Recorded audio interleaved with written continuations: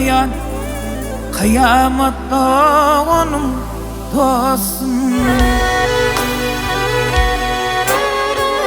Özümünüm biter ayan kıyamat doğunum dostum.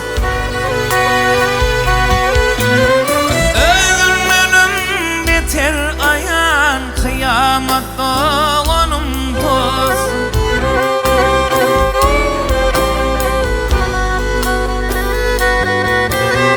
Kıyın günlümde hem dem olun gamla vaktim gönlüm alan. Şad günümde göğe kalan kıyamat doğunum dostum. Şad günümde göğe kalan kıyamat doğunum dostum.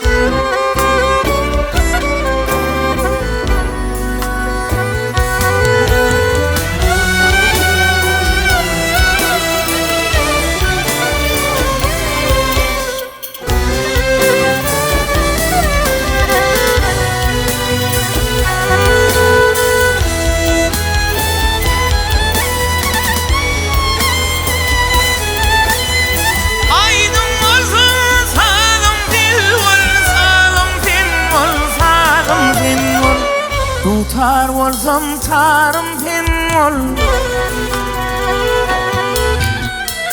İki dünya barım sen ol. Kıyamat doğunum dostum. İki dünya barım sen ol. Kıyamat doğunum dostum.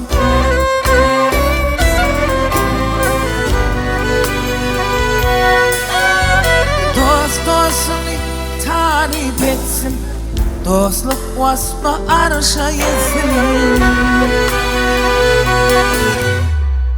Bir aydınlık gelsen vasfın kıyamat doğunum dostum.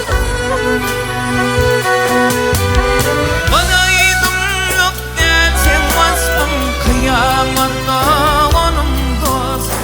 Kıyamat doğunum